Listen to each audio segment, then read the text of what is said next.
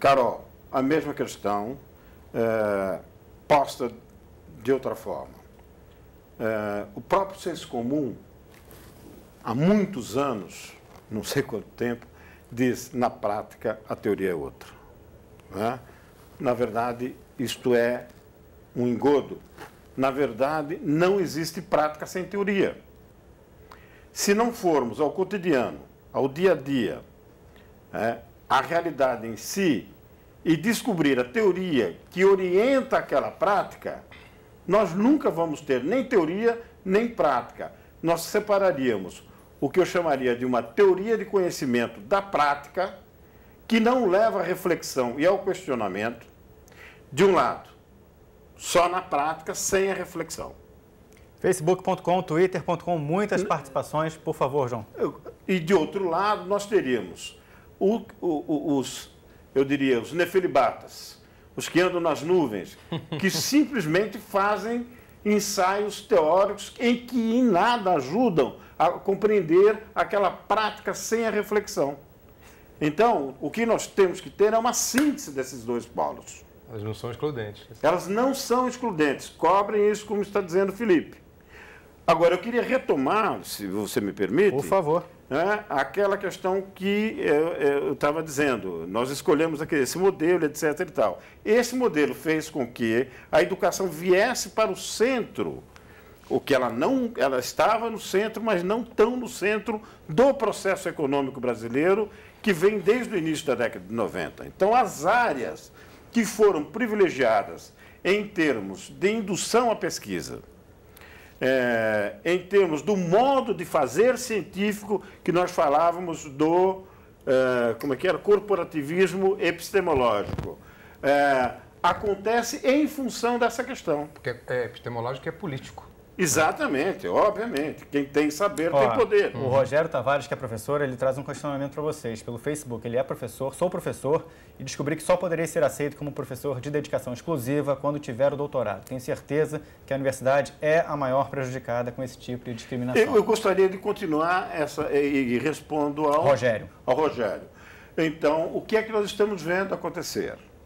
A pós-graduação nas universidades tem sido polo irradiador de uma reforma silenciosa, perversa, que está levando à péssima qualidade da universidade, da formação de professores, e que essa medida tanto faz quanto fez. Porque o que de fato que está acontecendo nos bastidores, atrás das câmeras aqui no nosso estúdio? O que nós estamos vendo é que o CNPq destina cerca de 80% de indução à pesquisa para as áreas duras que agregam valor, para que nós tenhamos riqueza para podermos pagar o capital dinheiro. De outro lado, do plano social, quero só fechar isso aqui, há um âmbito ideológico que faz com que essas políticas para as universidades federais, que são ligadas diretamente ao Ministério da Educação, eles acabam trazendo à cena política aqueles que nunca tiveram a oportunidade de entrar numa universidade pública. Então, é um discurso ideológico e demagogo que deve ser denunciado, sem dúvida alguma, principalmente a partir de 2006, quando o lulismo ganha muito mais do que com movimento político e econômico, mas com movimento antropológico, uma ascensão tão grande com esses invisíveis que passam a fazer parte... Bom, esse de fato é um debate muito mais amplo. Mais amplo, mas isso é necessário claro. de ser colocado. Me permita só colocar, João, a gente tem muita participação aqui do público pela internet, a gente sempre tem o discernimento de trazer para vocês, até para o público poder ter de vocês uma reflexão sobre muito do que está sendo perguntado. Na linha do seu raciocínio, o Gustavo fala, o baixo estímulo financeiro das bolsas de fomento e o grande período dos estudos necessários para a carreira acadêmica não seriam desestimulantes para que as pessoas se dediquem a ser professores universitários? Como é que vocês colocam a posição do Gustavo Cassani Bricado? Gustavo, só para a gente poder trazer um pouco mais de participação popular, Felipe. Você quer continuar, João? Eu fecho e passo para você, Felipe. Tudo bem? Não tem problema nenhum? Claro, eu não queria que você interrompesse. Então, o que eu queria dizer é que essa análise macro nos ajuda a compreender esta medida. Nos ajuda a compreender o fundo previdenciário complementar a nova geração que acaba de entrar, que fez mestrado, doutorado e vai entrar com um estágio probatório de 3 anos e de A a E, ele já se aposentou, trabalhou demais, intensificou o trabalho, precarizou as relações de trabalho, com ele que paga a sua própria aposentadoria, não mais o Estado é garantidor da aposentadoria, ele trabalha demais. Então, o professor em si acaba não tendo condições, mesmo fazendo doutorado, de ter os fundamentos da reflexão para unir a epistemologia da prática com a reflexão teórica. Esses fundamentos. Nesse sentido, as bolsas são postas à disposição, porque o mercado de trabalho não consegue absorver todos os doutores que a expansão da educação superior e a internacionalização da mesma, né, ela traz, então se põe bolsas à disposição e elas são reduzidas. É o questionamento da Marilene, os professores doutores que têm que permanecer na pesquisa e não conseguem ser absorvidos para estar em sala de aula. Ela faz uma reflexão nesse sentido para vocês. Eu acho Marilene que Rocha. Isso passa, Marilene Rocha. Isso passa pelo seguinte problema. Complementando o que o João disse, a prática não está, como eu venho colocando, venho tentando abordar, diferenciada em nenhuma maneira da teoria. Mas é preciso que haja uma pesquisa muito eficiente dentro da universidade para que a gente consiga agregar valor, trazer conceitos e reflexões que possam ser aplicadas nessa prática. Estar em sala de aula é uma das atividades do professor, né? As outras são a pesquisa e a extensão. Eu diria que é uma quarta, que é ignorada, que é a interface com a sua área afim.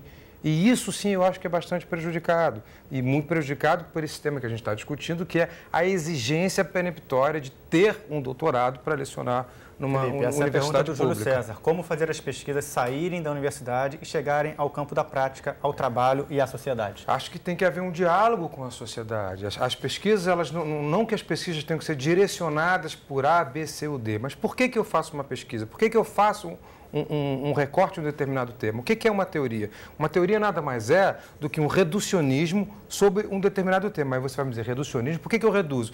Eu reduzo exatamente para poder ampliar. Por mais paradoxal que seja, quando eu reduzo um tema num determinado recorte, eu consigo olhar com uma lupa tal que eu consigo ampliar o debate em torno daquele recorte e, por consequência, eu amplio o debate em torno de todo o campo.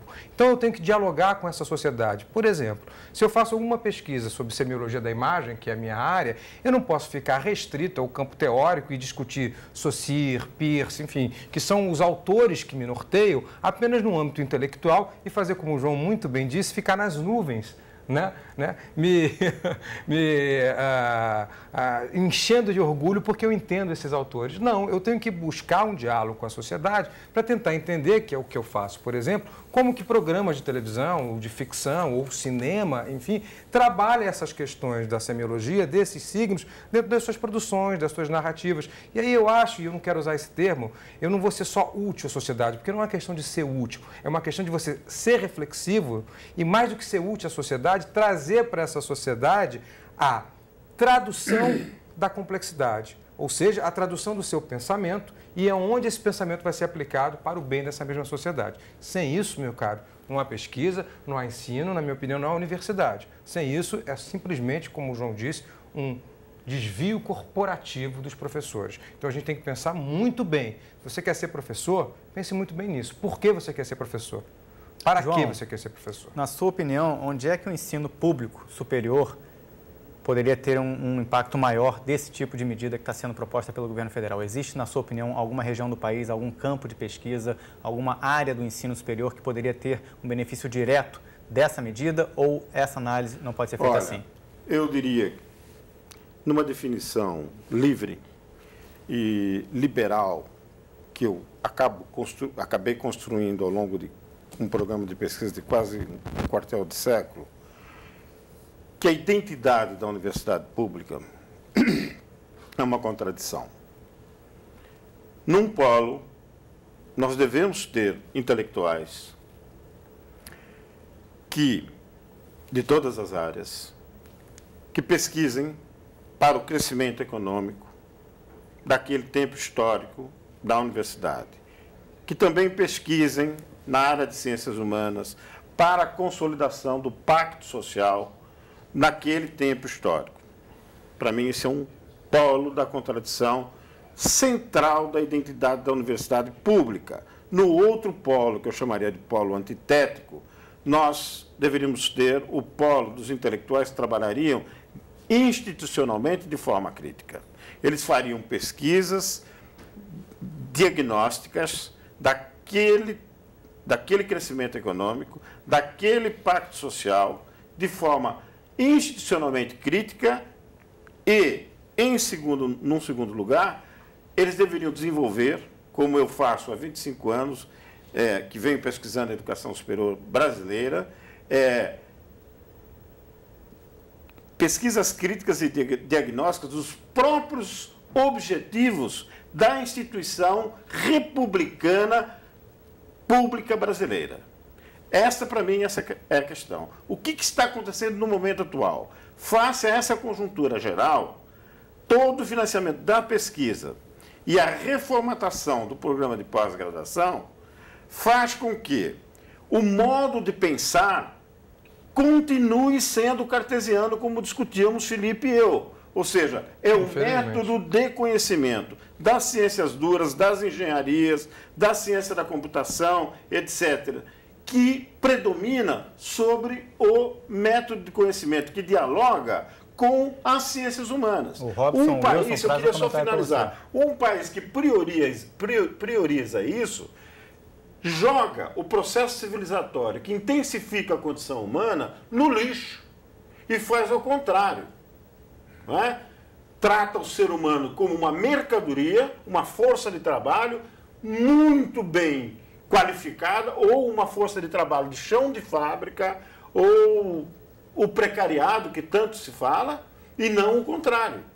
É legítimo acreditar? Me permita só uma pergunta, João. É legítimo acreditar num país que tem metas para 2022, tem movimentos pela educação, tem desde a educação básica, o ensino médio, o ensino superior. É legítimo acreditar que os interesses por trás de uma medida como essa, além de serem políticos, tenham em si benefícios na educação, na formação? Eu sou pessimista, não acredito, faço uma crítica veemente e lanço um desafio aos sindicatos, partidos políticos e ministros parlamentares no Congresso, na Câmara, no Senado Federal, que pensem a respeito disso. Essas medidas não vão levar, não tem a educação como prioridade para a melhoria e a intensificação do processo civilizatório. E você, Felipe? Eu só queria terminar dizendo o seguinte: por quê? Por causa dessas questões que venho levantando anteriormente. Eu concordo com o João, mas eu não sou tão pessimista, embora concorde com o João, e a gente tenha a mesma crítica a fazer. Eu ainda acho que há um outro dado que a gente tem que levar em conta e que talvez seja o fiel da balança nisso tudo que a gente está falando. Vejo com pessimismo as medidas, acho que é uma demagogia política social exigir o diploma de doutorado para o magistério superior, como qualquer exigência absoluta. Nada pode ser absolutamente exigido. A gente tem que ter sempre alguma flexibilidade para as coisas. Porém, eu ainda acho que, diante das demandas cada vez mais diferenciadas da sociedade e do maior esclarecimento da sociedade, e nisso sim eu acredito, acho que houve um movimento de ascensão social, quer por A, B, C ou D motivos, e isso tem influência também, eu acho que vai haver uma demanda e essa demanda vai pressionar, aí sim, sindicatos, políticos, partidos e os próprios professores, a própria comunidade acadêmica, para que tomem uma atitude em função disso. Não é possível que professores mais antigos, chamados decanos, enfim, eles tenham uma força sobre os seus departamentos que se transforma em corporativismo e acabem privatizando um espaço público. Privatizando no sentido de fazer daquele espaço público da universidade um fórum de interesses privados que exclui quem não está dentro aquele escaninho epistemológico, como muito bem colocou o João. Então, eu acho que vai haver essa pressão, e essa pressão também vem das empresas, vem do terceiro setor, vem de emissoras de televisão, por exemplo, que precisam de jornalistas, precisam de cinegrafistas, precisam de gente que trabalhe com conteúdo, de roteiristas, e que não estão vendo esses profissionais, porque esses profissionais não estão sendo formados. E aí não é uma visão utilitarista, é simplesmente porque eu acredito que a universidade tem que formar criticamente, mas também tem que formar profissionalmente. Ambas as coisas estão unidas. E quando isso não está acontecendo, vai haver uma pressão natural. Então, o meu pessimismo ele diminui em função disso. Entendi. Eu acredito nesses setores. João, antes das suas considerações finais, um posicionamento aqui do Robson Wilson. Ele diz que tem 18 anos de prática da profissão, gostaria de fazer uma pós-graduação na Federal, contudo, há muita burocracia que faz com que ele desista do ingresso. Só para trazer para vocês uma última reflexão, Robson, obrigado pela sua participação. João, a gente tem ainda mais um tempo, por favor, sua reflexão final para este debate de hoje. É muito difícil. Eu confesso que sou mais acadêmico, não tenho tanta experiência de estudo e televisão e comunicação como eu. A nossa intenção aqui também não é abraçar todos os temas envolvendo essa questão, a gente sabia que não ia ter condição disso. A minha preocupação, nós falávamos sobre otimismo e pessimismo, é que esta geração nova que está entrando, face ao modelo de avaliação da CAPES de 96 e 97, criou essa categoria que eu chamo de novos doutores. Na Inglaterra, eles chamam de jovens turcos. Pela briga no poder, o caçula matava o primogênito e o pai para assumir o poder. É quase a mesma coisa, é isso mesmo. Acho que é bem mais pertinente. Então, esses jovens doutores, eu não estou dizendo todos, obviamente, mas a formação deles já vem por um programa reformatado de pós-graduação que o leva a correr atrás de uma pesquisa financiada da salamização do conhecimento, como já saiu no artigo da Folha de São Paulo, a ter pesquisa financiada, uma bolsa de produtividade. Processo viciado. Né? Processo viciado. Então, ele já entra despreocupado com o sindicato, com o partido, ele já naturalizou esses valores, esses novos valores da academia, que passa a ocupar um novo papel social, um novo papel econômico e, sobretudo, um novo papel ideológico. Eu dou alguns dados de pesquisa que venho desenvolvendo, junto com a minha amiga Deise Mancebo, da Universidade Estadual aqui do Rio de Janeiro, a UERJ. A educação à distância, a Universidade Aberta do Brasil. No final da primeira turma, o índice de invasão superou 80%. E evasão? De evasão. Perfeito. Tá? O que mostra que, em termos de avaliação de política, essa Universidade Aberta e a EAD não cumpriu seu papel. O mesmo se pode dizer em relação ao Reúne. E o que está acontecendo com essa medida é que as pessoas começam, das áreas duras, não irem para a universidade. Ou quem vai para a universidade não são as melhores cabeças, que às vezes nem ficam no Brasil. Vão embora do país. A questão do nosso amigo Robson, você está há 19 anos na... 18 anos... Ele não cita aqui a profissão, mas está 18 anos na profissão e tenta fazer uma pós-graduação, provavelmente, mas perdeu o estímulo. Está perdendo o estímulo. Tentou várias vezes, perdeu o estímulo. Muito provavelmente, ao longo de 18 anos, você pode, é só uma hipótese, uma especulação, ter ficado preso àquilo que nós aqui discutimos, Felipe e eu, ao um certo empiricismo, um praticismo. E, de outro lado, a universidade comete um outro erro, que é de exigir os fundamentos de quem não pôde se preparar para isso. Então, não se trata de uma burocracia, mas de um desencontro de times e de formas compartidas como eu diria, sectárias de se enxergar teoria e prática. Não existe teoria e prática separadamente. Essa é uma questão fundamental. E essa medida, no meu entendimento, tem um caráter social, político, mas predominantemente ideológico. João dos Reis, professor da Faculdade de Educação da Universidade Federal de São Carlos, muito obrigado pela participação no debate de hoje. Infelizmente, nosso tempo chegou ao final. Até uma próxima oportunidade. Felipe Pena, jornalista, professor de Comunicação Social da Universidade Federal Fluminense, da UF, também o meu muito obrigado pela participação. Eu que agradeço, obrigado pela oportunidade de estar discutindo aqui. Esse tema é tão interessante que está com muita pergunta. Queria agradecer imensamente ao público, os professores, educadores, estudantes que estão envolvidos com essa questão, nós participando também, né? Pelo Facebook, pelo Twitter, estão trocando conhecimento com os senhores, trocando ideias com todos nós. Nosso muito obrigado também. O programa Sala Debate fica por aqui. A reprise acontece aos domingos, às 11 horas da noite. E, logo na sequência, o programa permanece para a eternidade no site do Futura, futura.org.br. Entre lá e comente, opine, participe você também de uma discussão tão importante. A gente volta na semana que vem. Tchau, tchau.